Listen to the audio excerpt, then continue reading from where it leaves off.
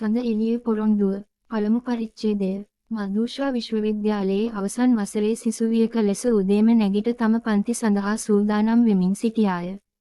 අද දින ඇගේ ජීවිතයේ වැදගත් දිනයක් විය. වසර ගණනාවක් තිස්සේ වෙහෙස මහන්සි වී කළ අධ්‍යාපන කටයුතු අවසන් කරමින් සිටි ඇය අද දින අවසන් විභාග ප්‍රතිඵල ලැබීමට නියමිතව තිබුණි. මදු ඔයාගේ උදේ කෑම ලෑස්ති, ඇගේ මව කෑ ගැසුවාය. මදුෂා හිස පීරා ඇඳුම් අඳින අතරේ තම සුදු මුහුණ කැඩපතින් බලාගත්තාය. ඇගේ දිගු කළු කොණ්ඩය පිටුපසට බැඳ සුළු මෙහෙයක් දැරූ ඇය තරමක් හෙම්බත් විය. විශ්වවිද්‍යාලයේ උදේ පන්ති වලට ගිය මදුෂා දිවා කාලයේ ප්‍රතිඵල ලබා ගැනීමට සිය මිතුරියන් සමග පෙළ ගැසුණාය. හදවත වේගයෙන් ගැහෙන්නට විය. ඇගේ අනාගතය තීරණය කෙරෙන මොහොත එළඹ තිබුණි. මදුෂා කියා සිල්වා ලේකම්තුමිය අමතද්දී ඇය හිස ඔසවා බැලුවාය. ඔබේ ප්‍රතිඵල ගන්න. ඇය තරමක් සැලෙන අතින් ලිපිය ලබාගෙන එය විවෘත කළ විට ඇගේ දැස් පුළුල් විය. ඉංජිනේරු පීඨයේ ඉහළම ලකුණු ලබා ගැනීමට ඇය සමත් වී තිබුණි. මදු ඔයා කළා. ඇගේ හොඳම මිතුරිය වන දිල්මි සතුටින් කෑ ගැසුවාය. ඒ කියන්නේ ඔයාට ඒ විදේශ ශිෂ්‍යත්වය ලැබෙනවා. එහෙත් මදුෂාගේ සිතේ සතුට මැද්දේ කුඩා පසුතැවිල්ලක් තිබුණි. මෙය ඇගේ ජීවිත සිහිනය නම් එය සැබෑ කර ගැනීමට තවත් මාස කිහිපයකින් ඇය මෙරටින් පිටව යා යුතුය. ඇය කුඩා කාලයේ සිට පෙම් කළ ජනක. ඔහු ගැන කුමක් කළ යුතුද? මදුෂා හවස ගෙදර පැමිණි විට ඇගේ දුරකථනය නාද විය.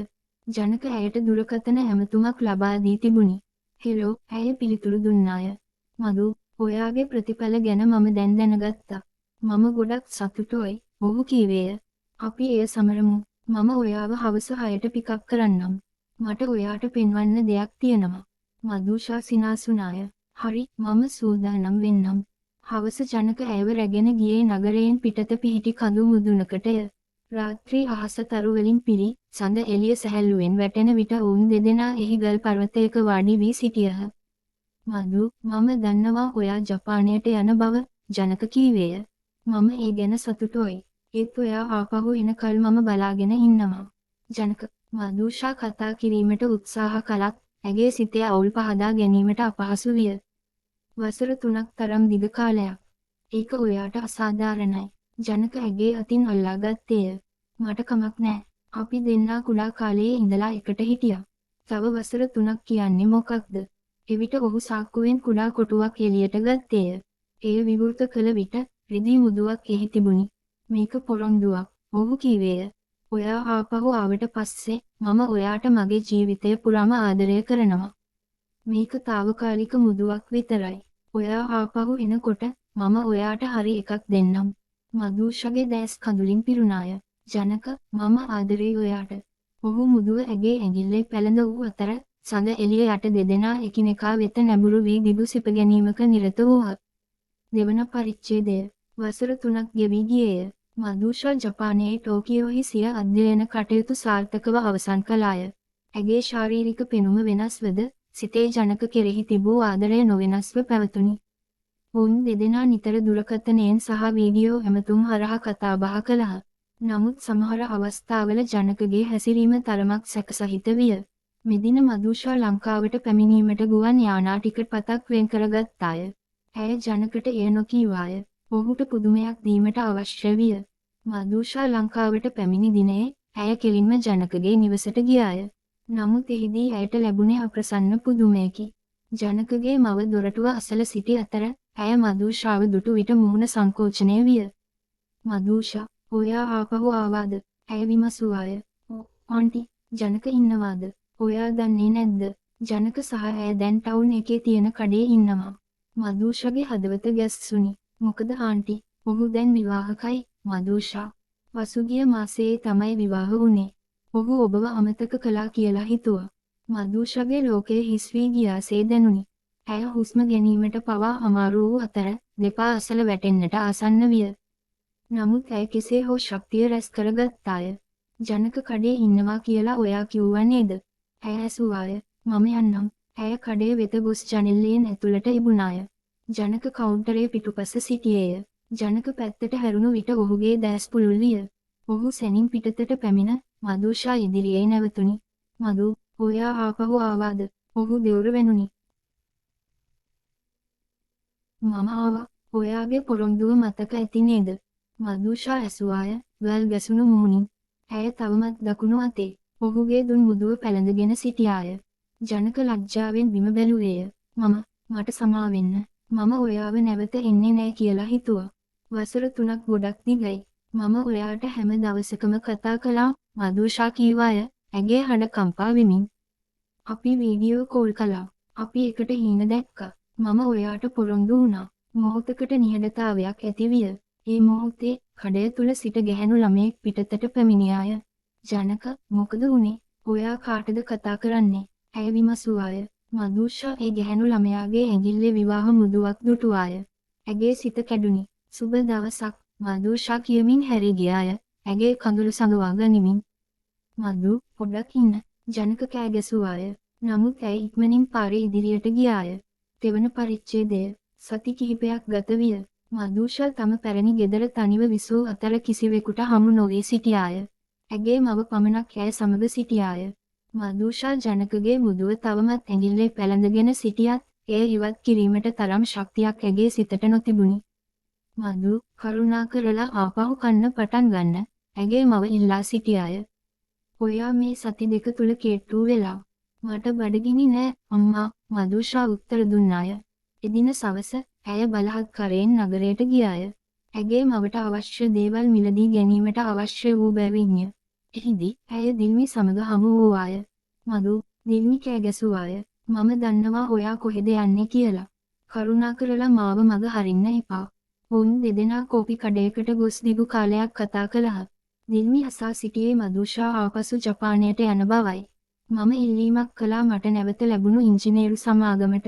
වුන් මට වැඩ කරන්න ඉඩ දෙනවා, මදුෂා පැවසුවාය. නමුත් ඔයා ආපහු යන්න තීරණය කළේ ඇයි? දිල්මි ඇසුවාය. ඔයා මේ රටේ ඕනෑම තැනකට පත්වීමක් ලබා ගන්න පුළුවන්. මම යන්න ඕනේ, මදුෂා කීවාය. මට මේ රටේ තවත් මොකක්වත් ඉන්න බෑ. දිල්මිගේ මූණ පිරිසිදු කළ නොහැකි දුකින් පිරී ගියාය. ඔයා වැරදි කෙනෙක් නිසා ඔයාගේ ජීවිතේ නාස්ති කරගන්න එපා, මදු. මදුෂා බිම බලා සිටියාය. මම ජනකට තවමත් ආදරෙයි. ඒක ඔහු දැන් නම්. එවිට ඔවුන් සිටි කෝපි කඩේ දොරටුව විවෘත විය. තරුණයෙක් ඇතුළු වූ අතර මදුෂා හැරි බැලුවාය. ඇගේ හදවත නැවත පණ ගැනුනි. ඇගේ දැස් විශ්මිත විය. චමත්. ඇය විස්මයෙන් කෑ ගැසුවාය. චමත්. ඇගේ විශ්වවිද්‍යාල මිතුරා ජපානයට යන්නට පෙර ඇයව ආදරයෙන් බතා සිටි පුද්ගලයා දැන් ඇය ඉදිරියේ සිටියේය. මදුෂා, ඔයා ආපහු ආවාද? ඔහු පුදුමයෙන් විමසුවේය. චමත්, මට ඔයාව දැක්කට පුදුමයි, මදුෂා කීවාය. ඇගේ හදවතේ අමුතු රිද්මයක් දැනෙමින්. දිල්මි මද හිනාවක් පෑවාය. මම දැන් යන්නම්. ඔයාලා දෙන්නට කතා කරන්න. චමත් මදුෂා එක්ක වාඩි වෙමින්, මම දැන් දවස් කිහිපයකට කොළඹ ඉන්නේ. මම ජපානයේ වැඩ කරනවා, මදු, ටෝකියෝ වල. මට ඒකත් ශිෂ්‍යත්වයක් ලැබුණා. අපි එක අවුරුද්දක් එහෙ එකට සිටියා. මදුෂා පුදුමයෙන් බලා සිටියාය. ඒත් අපි කවදාවත් හමු වුණේ නෑනේ එහෙදි. ඔයා ටෝකියෝ විශ්වවිද්‍යාලයේ, මම කියෝටෝ එකේ. අපි හමු වුණේ නෑ. මම ඔයාව හොයාගන්න උත්සාහ කළා. ඒත් මට ඔයාව සොයාගන්න බැරි වුණා. සම්පූර්ණ සන්ධ්‍යාව පුරාවටම මදුෂා සහ චමත් කතා කළහ. මදුෂා චමත්ට ජනක ගැන කතා කළාය. ඔහු ඇයට සවන් දෙමින් ඇයට සාත්තු කළේය. මදු, ඔයා මතකද මම ඔයාට කීවේ ජනක ඔයාට හරි නෑ කියලා? චමත් මෘදුව කීවේය. මදුෂා මදහසක් පෑවාය. මතකයි.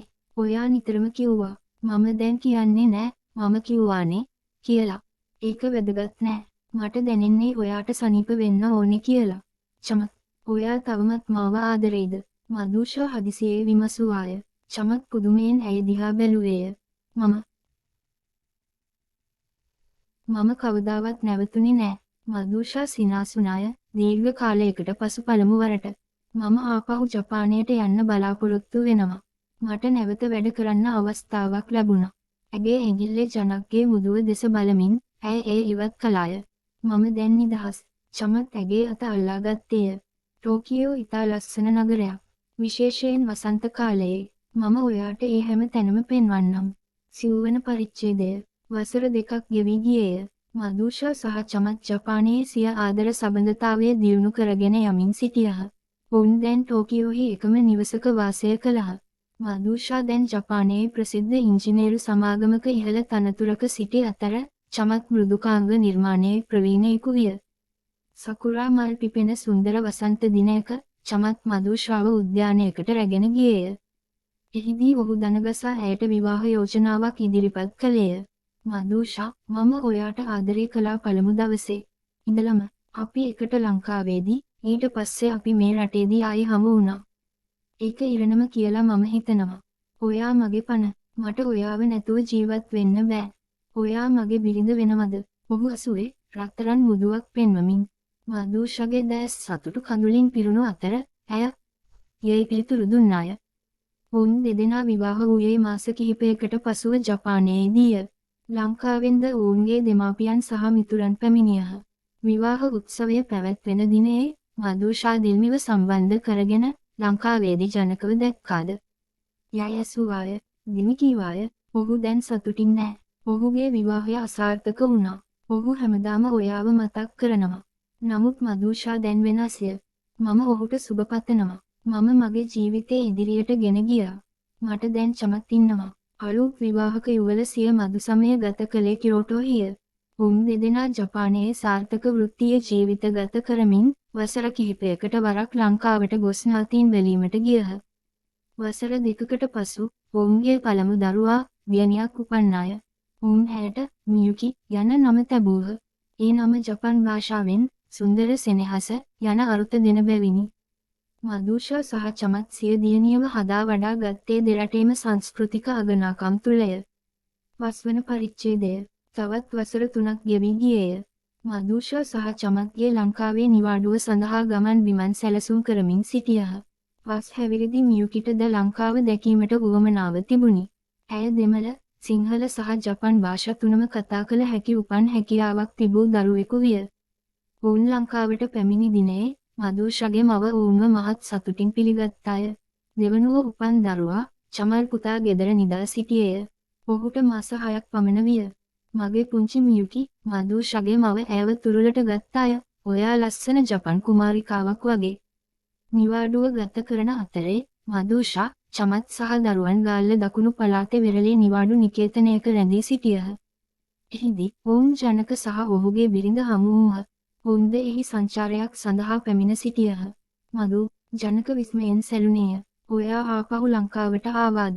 හලෝ ජනක, මදුෂා මෙත් සිතින් පිළිතුරු දුන්නාය. අපි නිවාඩුවකට ආවා. මේ මගේ ස්වාමි පුරුෂයා චමත් සහ මගේ දරුවෝ දෙන්නා මියුකි සහ චමන්. ජනකගේ බිරිඳ මාලා ඔවුන් සමග මිත්‍රශීලීව කතා කළාය. ඔවුන්ට දරුවන් නැති බව පෙනුනි. මට සතුටුයි ඔයා දැන් සතුටින් සිටින බව දැකීමට, මදුෂා ජනක කීවේය. මම කනගාටු වෙනවා අපේ අතීතය ගැන. අපේ අතීතය හොඳ කාලයක් වීදී. ඒක අපි දෙන්නම දැන් වෙනත් මාර්ගවල, මදුෂා පිළිතුරු දුන්නාය. මම ඔයාත් එක්ක තරහක් නෑ, ජනක. එදින සවස චමත් සහ මදුෂා විරලේ ඇවිදිමින් සිටියහ. මියුකි වැලි මත සෙල්ලම් කරමින් සිටියාය. මදුෂා චමත්ගේ අත අල්ලාගෙන බිම වැටුණු සඳ එළිය දෙස බැලුවාය. මතකද, ඔයා මුල්ම දවසේ ඔය මට කිව්වේ ඔයා සඳ එළිය වගේ බව? චමත් මෙත් සිතින් කීවේය. දැන් මම දන්නවා ඒක ඇත්ත බව. ඔයා මගේ ජීවිතේ එළිය. ඒත් ඔයාගේ ආදරය තමයි සඳ එළිය උනේ, මදුෂා පිළිතුරු දුන්නාය. මම අන්ධකාර සිටියේදී මාව ආලෝකමත් කළේ ඔයාගේ ආදරයයි. ජනකව දැක්කම මට තේරුණා ඔහු විශ්වාස කළේ සඳ එළිය අතුරුදහන් වේවි කියලා. ඒත් ඔයා විශ්වාස කළා එය ආපහු පායනවා කියලා. චමත් ඇයව සිපගත්තේය. මම ඔයාව කවදාවත් අතහරින්නේ නෑ, මදු. ඒ විශ්වාසය තමයි මට ආපසු ජීවත් වෙන්න ශක්තිය දුන්නේ, මදුෂා සතුටින් අඬමින් කීවාය. මට තවත් පොරොන්දුවක් දෙන්න, චමත් කීවේය. මියුකි සහ චමල්ට සහෝදරයෙක් හෝ සහෝදරියක දෙමු. මදුෂා සිනාසුනාය. ඒක පොරොන්දුවක් නෙවෙයි, ප්‍රාර්ථනාවක්. දරුවෝ 3 දෙනා එක්ක අපි දෙන්නා හැම දවසකම ආදරය කරමු, චමත් පැවසුවේය. මියුකි ඔවුන් වෙත දිව ආවාය. අම්මා, තාත්තා, බලන්න මම මොනවද හොයාගත්තේ. ඇය අතේ මුහුදෙන් ගෙනා සුදු සිපියක් තිබුණි. එය විවෘත කළ විට මුතු ඇටයක් එහි තිබුණි. උන්න අපේ ලෝකය, චමත් කීවේය, සිපිය දෙස බලමින්. පිටින් සාමාන්‍ය වුණත් ඇතුලේ අගනා දෙයක් තියෙනවා. මදුෂා සිය සුරත චමත්ගේ අත මත තැබුවාය. මගේ සැබෑ පොරොන්දුව ඔයාට දෙන්නම්, ඇය කීවාය. මම ඔයාව සදාකාලිකවම ආදරය කරනවා. උන් දෙදෙනා සඳ එළිය යට හිඳගෙන ලංකාවේ සැඟවුණු වෙරළේ තම දියණිය සහ පුතු සමග අනාගතය දෙස බලා සිටියහ. මధుර ප්‍රේම සබඳතාවයක බැඳීම්, සැබෑ පොරොන්දු, විශ්වාසය සහ ඉවසීම මත පිහිටා ඇති බව ඔවුන් දැන සිටියහ. ජීවිතයේ සුන්දර සඳ එළිය කිසි දිනක ඔවුන්ගේ ආදරයෙන් ඉවත් නොවනු ඇත. අවසානය